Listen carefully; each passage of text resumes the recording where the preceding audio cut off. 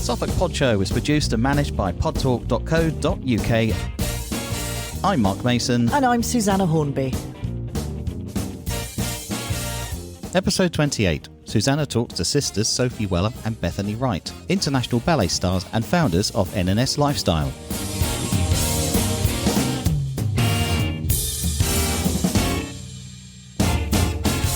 First, let me introduce Sophie. Sophie is founder and director of the London Ballet Company, as well as co-founder of Norfolk and Suffolk Lifestyle. Hello, Sophie. Hello, thank you. We're really excited to be on the show. Well, it's a pleasure to have you. And Bethany. Bethany dances with the Parisian Cabaret in Paris, runs a children talent agency, and also co-founder of Norfolk and Suffolk Lifestyle. Hi, Bethany. Thank you for having us. It's really great to be here.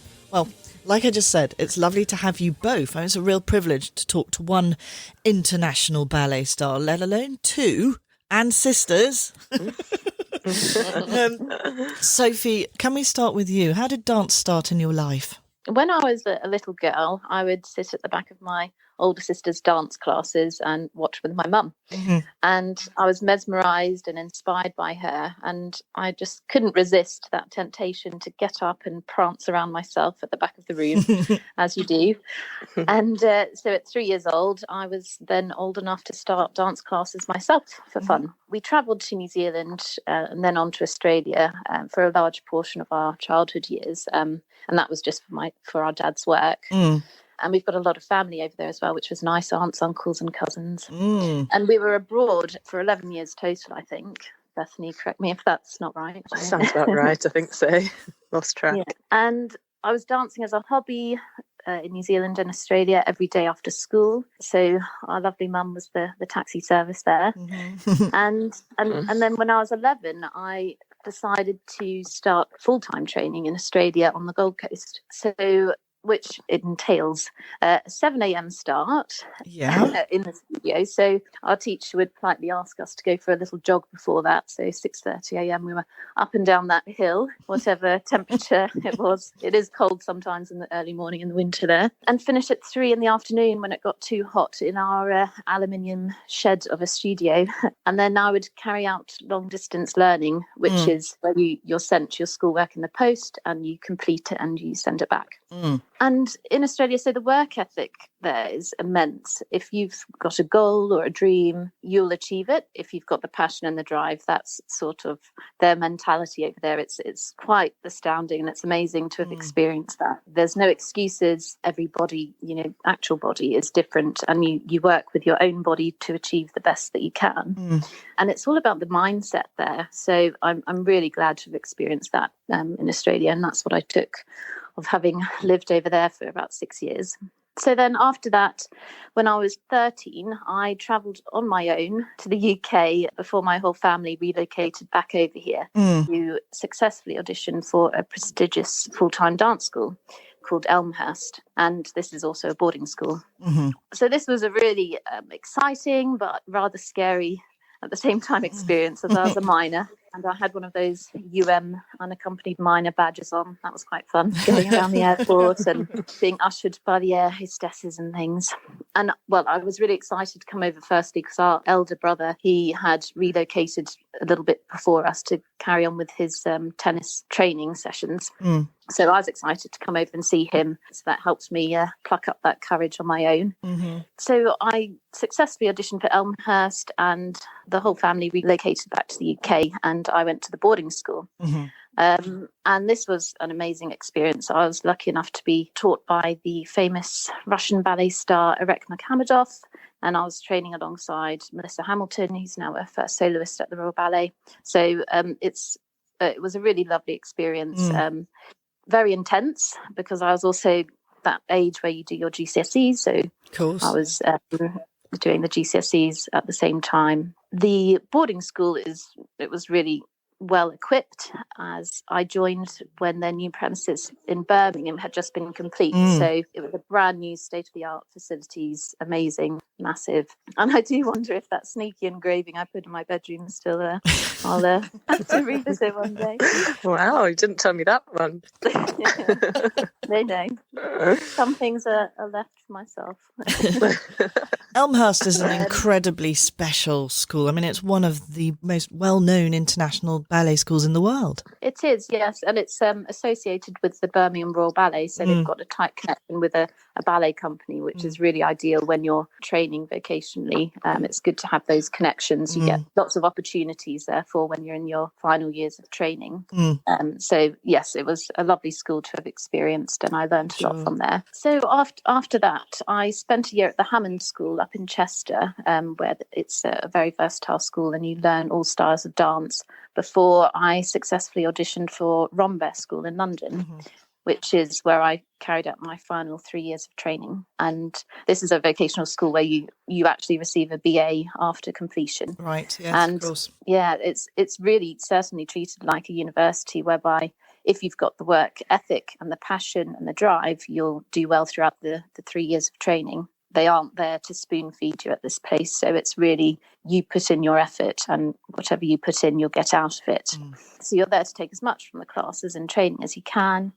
But in other ways, it's not like a university at all, because there's far too many hours in the week where you're in the studio present and training for it to slightly resemble the normal, quotation marks, universities that I've heard of anyway, where they do a few hours a day or every couple of days or something. So there's so many hours. That's where it differs, I think, for a normal university.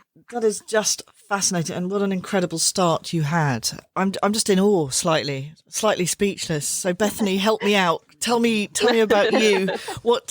How did you end up in ballet and dance and musical theatre?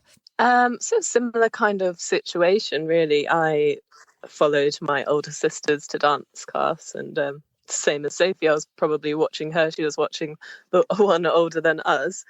And yes, when I had a bit of a different start. I didn't do the long distance education. I went to dance class in the morning when we were in Australia. Then I went to a school and sometimes had dance after school. And when we moved over to England, I went to auditions. I went to quite a few different ones, trying to establish where I wanted to go, really. And I ended up going to the Hammond, where Sophie did a year of the professional course, which is also boarding school. I was a day pupil though. And I started there in year 7. So at the Hammond, you do all the styles. You do ballet, tap, jazz, contemporary. You also do lots of singing and acting as well in the lower school. And then after that, I went from year 7 to 11 at the Hammond. And then I auditioned for the professional course. Like Sophie, there's a lot of different establishments around the country. But I ended up staying at the Hammond to do the 3-year course. And yeah, really enjoyed that. That was quite intense as well. You start at 8:30, you finish at 7. And you don't get many breaks at these. You're literally dancing from you get 2 15-minute breaks. I remember, as I was thinking about it last night, 2 15-minute breaks and then 45 minutes for lunch. And aside from that, you're dancing the rest of the hours. You also have a lot of written work. And that's extraordinary. I mean, yeah, different things. Yeah, I mean, as teenagers too, you need more sleep. That didn't happen. You didn't have lions. No, none of that.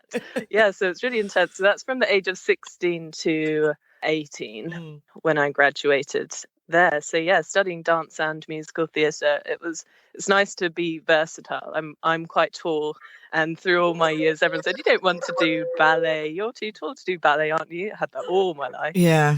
So I really enjoyed focusing on the different styles, and it definitely opened up a few more doors for me as I graduated.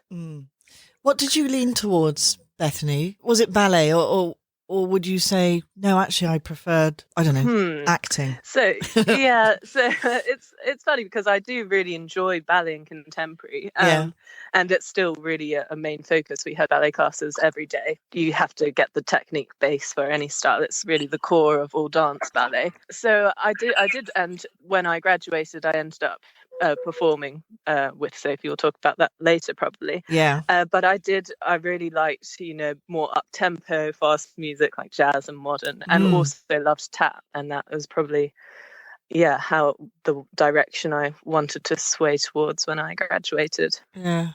And graduating, I mean, I'm just about to ask both of you about, that must be an enormous leap from being, albeit training extremely hard, but always being sort of costed in an inside education. You have to make this enormous step into the real world. Sophie, what happened after being at the Rumba? In the final year at Rumba, I had the opportunity to work with Rumba Dance Company. So see those links with an established vocational school to a company is really special because I got to work with them on a dance piece called Alina Curva. So that was really great to experience that performance and working with the company. And I also, in my final year, went over to Germany and performed with Eloy Temple Company over there. So I had experienced that. And then I soon after decided to set up my own company. But when you complete your final 3 years of training, you graduate, you feel so enriched and pleased that you made it. And there's a small portion of aspiring dancers who simply drop out of the training program and don't make it to the end. But if you do, you've got that lovely sense of achievement. But after this flourishing sense of achievement, you suddenly get hit by this wave of uncertainty, and you're sort of left alone to your own devices because there's not really an agency for you to join to audition for dance companies, so to speak. You need to do your own research and find your own auditions that suit what you want to do, really. Some teachers suggest that you audition for everything that you come across and see what happens. And I believe that to an extent, but it's expensive and auditions happen all over the world. So you do need a little piggy bank for this if you're planning to audition for everything that you come across.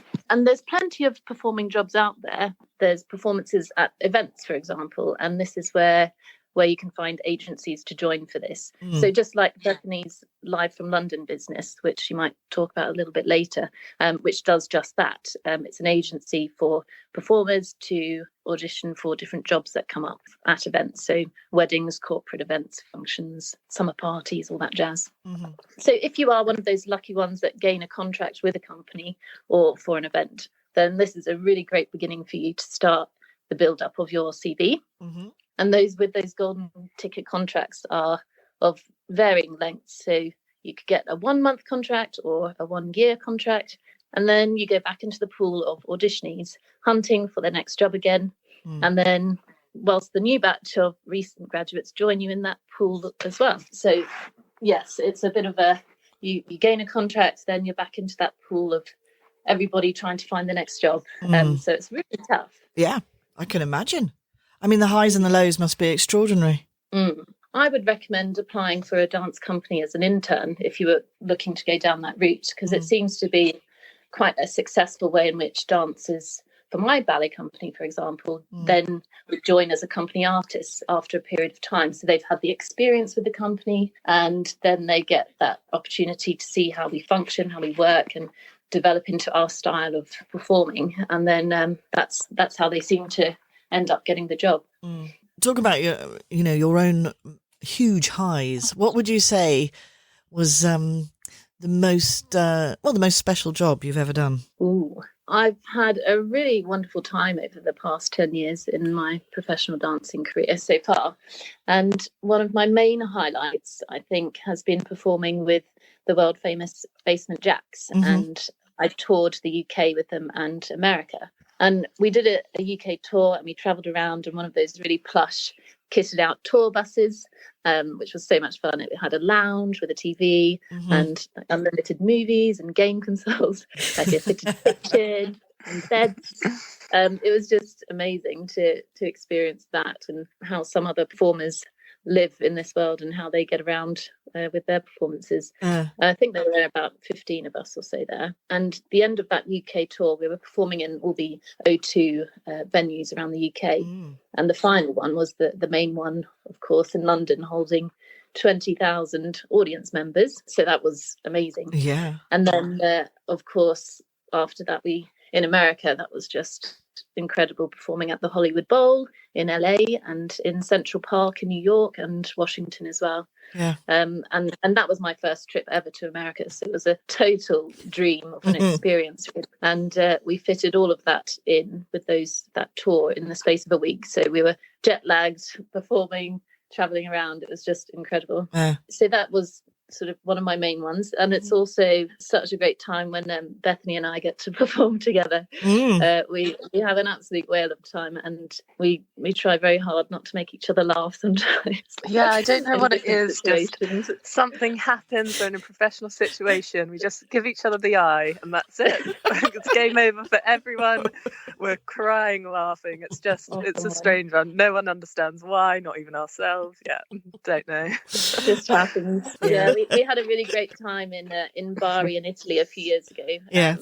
For New Year's Eve, we had an event over there together, so it was great to be able to travel together, be paid for it, and perform, do what we love, and spend New Year's Eve together. Because I've done a Christmas over in Turkey one time, and it was beginning of December until New Year's, I think a few years after New Year's Day.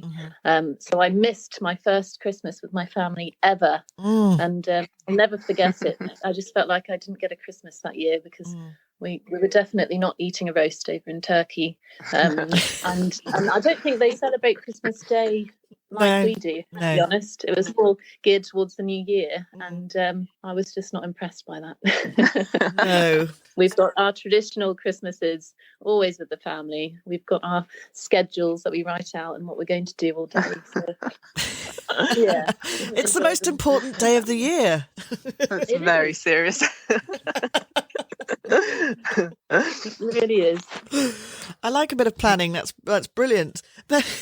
So, Bethany, when you came out of the Hammond, you had lots of different skills, obviously. Does that make it even harder to decide what you actually wanted to do? Yeah, I think I definitely had an advantage when I graduated. So when Sophie graduated, she was probably a bit like, okay, now what? Apart from joining from there and going to Germany. But because Sophie had already started her company, she already had a lot of contacts in the industry. I actually did my first job. I was still training, but I did my first job at the London Olympic torch relay, and Sophie and I did that together, which was really fun. Yeah. I had quite a few contacts from Sophie already. After that, when I did graduate, I danced with the London Ballet Company with Sophie, and that looked great on my CV. So I already was quite a step or so ahead from everyone who graduates, really. So I did 2 performances with Sophie dancing with the London Ballet Company in London, and I got my first job. That was probably like my first own contact job, dancing in the south of France in St Tropez, which was a cabaret called l'Opéra. And so I was 19 and moved over to the south of France for a 6-month contract. And that was, it was actually one of the highlights of my career. I just had such a good time. I didn't really know much about the industry or know anyone that I was working with. You just move over. I did GCSE French, so I did think that I had a grasp on the language, but turns out I definitely did not have a clue when I got there. Yeah, so, and now you're more fluent than me, and I was never fluent, but you know a lot more than I do. I had to definitely take some lessons. I downloaded Duolingo first. I thought, geez, I can't carry on like this. So that was a lot of fun. For sure. We had the rehearsals in Milan in Italy, and then we flew over to St Tropez to do the contract. So yeah, that was a really good start to my career. After I finished that contract, I was on such a high, and I thought, what now? You do a 6-month contract, and you're like, okay, now I guess I'll look for my next job, which might come tomorrow, it might come in another 3 months, it might never come. So that's when I started my company Live from London, which supplies entertainment for events. In between contracts, I've been lucky enough to keep that going and have that and do different events in London and around while I my contracts have been quite lucky that they've come around quite fast, but in between it's been nice to be able to have that going and keep it going while I'm still performing myself. Yeah. That's been really great. You were so young when you set up your company. Both of you are super entrepreneurs. Yeah, I think that comes from probably our background and our upbringing. Our dad is like that, and we followed on. I think our brother started, and then I think it runs in the family. If Sophie started, then I wanted in on the own business type thing. So yeah, it's definitely a family sort of a feel to that as well. Yeah. Along with our family motto, which is persistent. So all of our companies are still running with that motto in mind, I think. Our brother, he's running a tennis coaching business in Hertfordshire. So is he? I was going to ask, actually. Yeah. And it's been a bit quiet, but we'll talk about that in a bit. So Bethany, if you could talk to us more about the Parisian cabaret. Was that just cancelled because of the pandemic and you had to come back? Yeah, exactly. So I was still performing up until I think it was early March, and there were a few cases of COVID around the world. And then I think it came a bit closer to home. I think it came to Belgium. And I didn't actually initially think anything of it. I thought, oh yeah, that sounds like a media hype thing. You know, it will pass probably. I won't stress about it too much. And then I remember receiving the email from our work saying tonight we can't open because one of the delivery drivers has been in contact with someone with COVID. I thought, oh gosh, it's affecting me firsthand. Wow, I didn't think this would escalate like that. So that was the first time where it came not into contact with me, but the first time it affected me. So we had one show closed. They said, don't worry, we'll be opening in a week, I think a week or 2 weeks. And then that time came and we had another email to say we'd have to cancel again. We can't reopen. And then it all shut down. That's when France went into lockdown. They went into lockdown a bit before us. So I was still in Paris at the time, and Macron made his announcement saying they were thinking about closing the borders. And I thought, yeah, don't really want to be stuck in Paris in my apartment by myself for that. So I jumped on a plane. They put the ticket prices right up just to keep us all, just for everyone to hop back over. And yeah, I came back to Norfolk where my parents live, and I thought I'd just sit it out, for a month or so, but yeah, that extended quite a bit. Didn't realise it would go on for now a year, but that's what happened with that one. Yeah, everybody's story is slightly different, but we're all connected in that way. We've all just stopped, and I'm guessing, Bethany, you weren't furloughed or anything. Being in the arts, you just did the contract end? How does it work? Yeah, so it was kind of placed on hold until further notice, which is not the greatest, not the greatest situation. And then eventually it's a bit of a different system in France. But yeah, basically the contract was just on hold, no furlough situation or anything like that. So yeah. And one more question about it. Of course, all the dance studios are closed, so you have to practice and keep healthy and super fit at home. Yeah, definitely. And I think at the start of this all, there was a huge hype. Everyone was doing online classes. Everyone was offering them for free just to make like a community kind of feel in the dance industry. Everyone was sharing their knowledge and different repertoire from different companies, different shows and things. And it was really exciting at the beginning, seeing what everyone was doing. It was. But just like you, lovely lot, you didn't sit there for very long then, Bethany, did you? You decided you've opened up how many more companies? Or the main one we're going to talk about, but I've got here that you run an after school club and the talent agency as well. Yeah, so actually the after school club, that was happening also pre-COVID. Right, I built up quite a large database of schools around the country. I had about 25 schools and teachers working at the different schools. And just one by one, every school phoned up and said, yep, we're closing, or yeah, we're cancelling after school clubs until further notice. And then they just all dropped off overnight, which was, just added to the injury really. But yes, moving on from that, during the pandemic, we noticed that there's a huge kind of hub of talented children. As we know, when we grew up, we did loads of dance competitions. We were doing all of them. Such a huge kind of fun thing, and quite serious. It's fun. They have fun, but the parents and the kids take it really seriously. I think because it was our mum's idea to try doing it online. And at the time I thought, doing a dance competition online, that's unheard of. So we did it. And our first competition that we had over 400 entries from these kids all around the world, not only just from England. We had some from America, from Italy, from where was the most random one? There was Russia, and then there was like Russia, Belgium, yeah. Poland. All over the world. The Russian dance school, they did this really cute video of them creating their dance pieces for the competition. Yeah, it was sweet.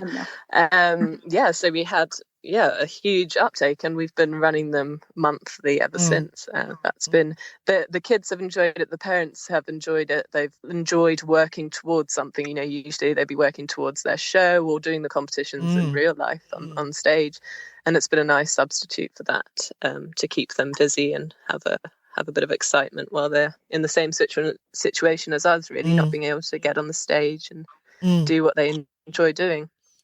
Norfolk lifestyle, at some point you had a spare half an hour, I assume, and thought that you might... I mean, Sophie, I'm going to talk to you about it in a second, but Bethany, how did it start? Did you start them together simultaneously but in different counties on purpose, or how did it all happen? Yeah, it was a similar kind of time. I think Sophie did start first. I thought it would be nice. Okay. Yeah. Here she comes. We did.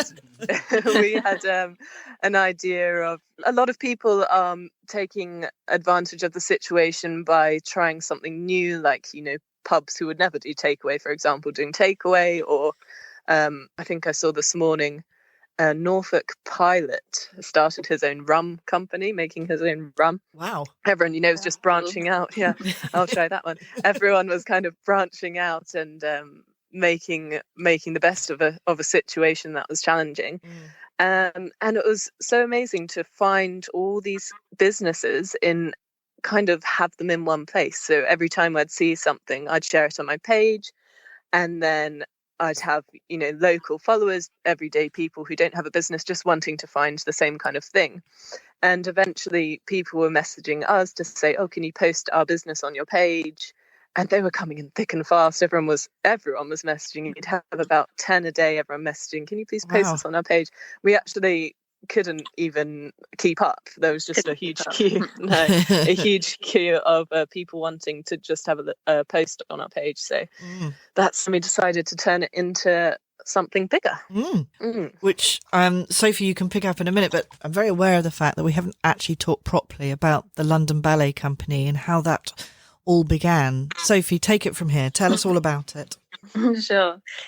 So back in 2010, soon after graduating from Rombest School, I decided to be a bit more in control of my future, because all of the uncertainty of when are you going to get your next contract and dance job, I just didn't like that feeling so much. And I thought, how do I sort that out so I can have a more secure and controlled future?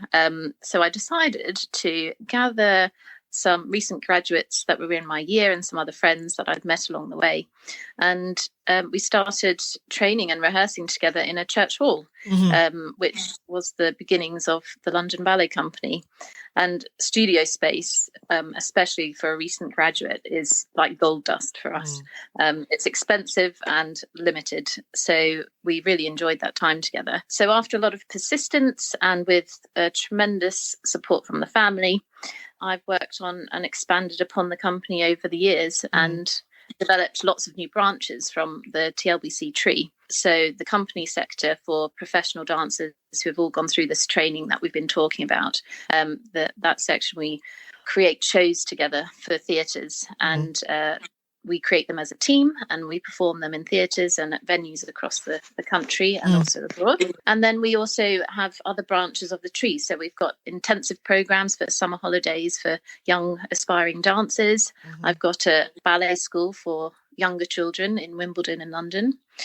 So that's the hobby where you go a few times a week and enjoy dancing around in the space.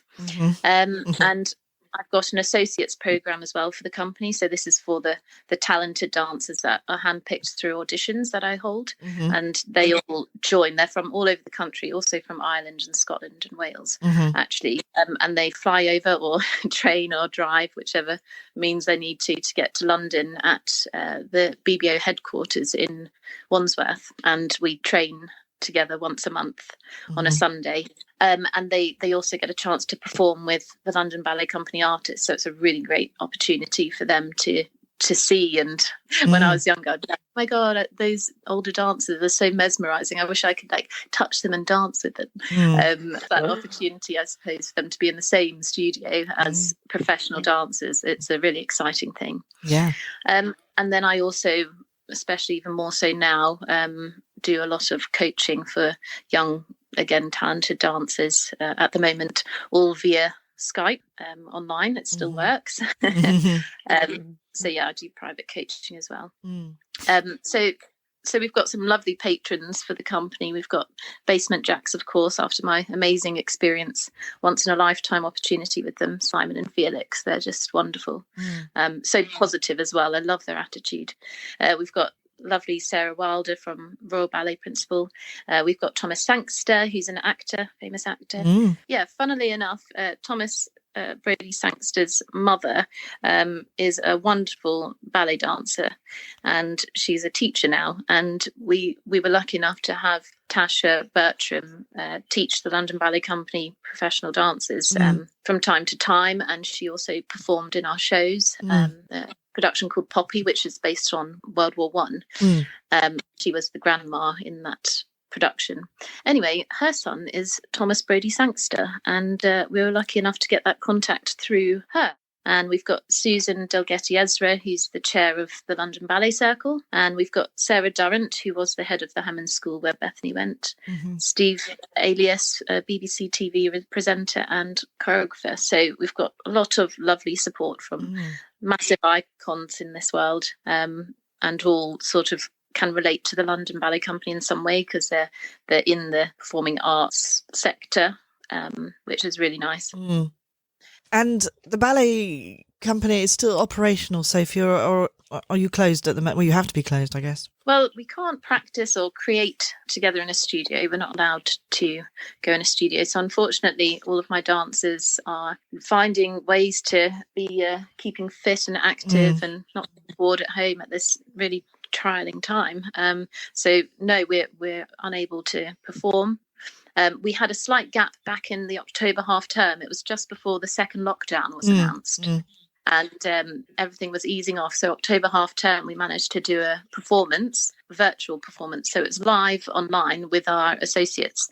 And we did that in the amazing Olympic Park at Studio Wayne McGregor. So that was the last time we were able to perform together to what looked like a telephone, but everybody was watching behind that screen. And that was a live performance. And then since then, we've been locked down. So we're all stuck at home. But we've got a date now, Sophie, haven't we? We're working towards when can you reopen? Well, we're really looking forward to getting back into the studio after the 12th of April, to get our associates back together again, to get our company artists back together again, because we've got a new show to produce. We've got lots to do. We were meant to perform and create a show this part of the year, actually, so that's all been put on hold, but hopefully from April we'll be back together in the studio and get creating our next production for perhaps June time. Fantastic. So that's very exciting that there's the end of the tunnel finally. I know, it feels like that, doesn't it? Finally. Absolutely. Quick question, what is Yo Ballet, not Yo Sushi? Not Yo Sushi. I love sushi, but not Yo Sushi. Yo Ballet it's inspired by ballet, of course, and yoga. So the motto or slogan, I suppose, is strength in the body and mind combined. So we use a lot of the breathing from yoga, because that's pretty essential for the hardcore exercises that go with the strengthening of the muscles for ballet. So it's strength training for the muscles that we need for ballet, with the yoga breathing. Beth's done done a few of those sessions before, and I don't know what you've got to say about it, Beth, but it's a challenge. Yeah, it's you definitely feel the muscles working, shall we say. Definitely get your sweat on once or twice as well. It's really good there's different kind of challenges, I guess, for you can do it for the younger ones and also for professionals, so it's really adaptable. It's also for non-dancers actually as well, with tennis players, with footballers. It's just a really good training program. Yeah, no one ever wants to admit it, but ballet is the key for a lot of athletic sports football and tennis. And some professional football clubs do make their chaps go for some ballet classes. Yeah, and rugby. I've seen lots of things like that. It's really popular. It's really, really good for the body, for those muscles. Sophie, obviously you also do so many different things, but just decided as well to start Suffolk Lifestyle with Beth. Yeah, I did indeed. So during lockdown and with the theatres closed and no rehearsals able to take place, I wanted to see what's out and about in the lovely Suffolk area. I'm now living in Suffolk and I've been here for a year and a half. My husband Howard, he grew up here in Suffolk, and with a little one that was on the way, we thought that our cosy flat in Wimbledon just wasn't going to cut the mustard. And we love the idea of country living with children anyway, I think. So here we are in sunny Suffolk. And therefore in lockdown took to Instagram and was just astounded with how many businesses there are out there, the independent and local ones in Suffolk. And it became a really fun hobby actually to explore these businesses, because I don't know, Instagram, I wasn't a big Instagrammer before this actually. Bethany was a bit more the Instagrammer and showed me the ropes, and I was like, how do I find these businesses? I didn't actually have any idea, so she was telling me what to do, hashtag this and hashtag that. So I was finding all of these lovely local independent businesses, and I just loved buying from them. Lovely pleasure. And then so I created the Suffolk Lifestyle page. And soon after, as Beth said, I had a flourish of all these local businesses contacting me and asking to be featured on the page.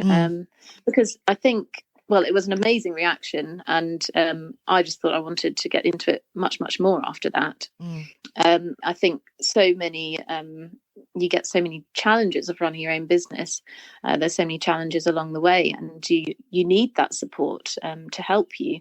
I've been there so many times when it's just me running a business solo on my own. It can feel quite lonely actually, when you're like, okay, what do I do? Who do I turn to?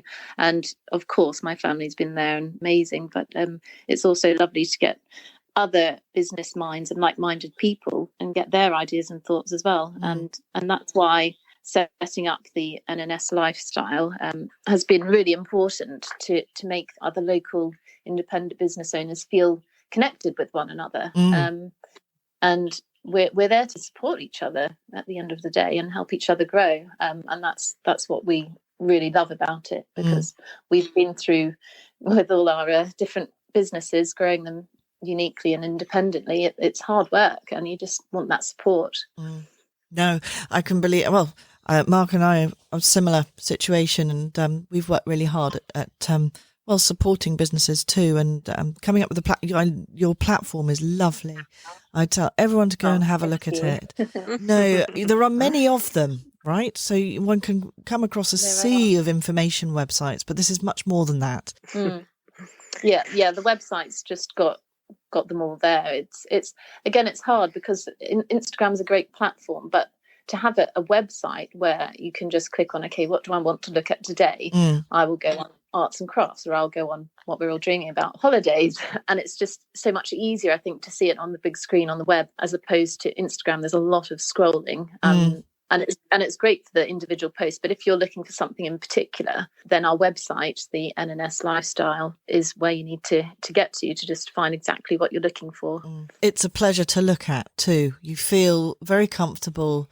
It I don't know, it oozes quality, and it's very inclusive of so many different types of businesses as well. expanding by the day, really. I was literally just before our chat talking to somebody who produces ice cream, so I'm excited to get another section up for that. Bethany, Instagrammer extraordinaire, what are your plans for today and when everything gets back to normal? So eventually we have started holding events on Zoom at the moment, but eventually we're really wanting to hold events in real life, get businesses to hold workshops, for example, whether it be candle making or a yoga class altogether, or anything, cake decorating I thought of as well. We'd really like to do that in real life. And I think we've already said this pretty much, but when we come out of lockdown, this is when everything really pulls together, basically. People will need to reconnect like they've never reconnected before. And you're perfectly placed for it, Sophie. Absolutely, yeah. And once we can all get back to a new sense of normal, we've got some incredible plans to expand the business model and into the physical business events, as Bethany was saying, which we just can't wait to see people and just chat with them face to face. It'll be so nice. We've just got, so many plans up our sleeves. We need more hours of the day, basically. It's exciting. It's because you guys have always worked from 7 a.m. till midnight. You just can't pack enough in. Exactly. It's been wonderful to talk to you both. Thank you so much. Bethany, can you just give us the website and your Instagram pages? Yes, absolutely. So our website is www.n&slifestyle.co.uk. And our Instagrams, mine is Norfolk_lifestyle. Unfortunately, Norfolk lifestyle was taken. Sophie's is Suffolk lifestyle, all one word. If anyone owns Norfolk lifestyle, I'm willing to take that. I'd like to get rid of that underscore. Right. Anyone out there? Norfolk_lifestyle and Suffolk lifestyle. Okay. Thank you so much to both of you. Thank you so much, Susanna, for having us on your show. It's so lovely that we were able to get this opportunity with you. So we really appreciate it. It's a pleasure. Yeah, thank you. Thank you so much for organising this. It's been really great. Well, it's been lovely to get to know you. And hopefully, like you just said, we'll see you for real at some point. That would be nice, face to face. Wow. Yes, please. Okay, bye now. Thanks, bye now. Thanks for listening to the Suffolk Pod Show. Find us on Facebook, Twitter or Instagram, or you can visit our website, podtalk.co.uk. And here's our disclaimer. The Suffolk Pod Show will not be held responsible for any omissions or errors in its podcast. The Suffolk Pod Show is produced purely for entertainment purposes. Views and opinions are that of our own or that of our guests.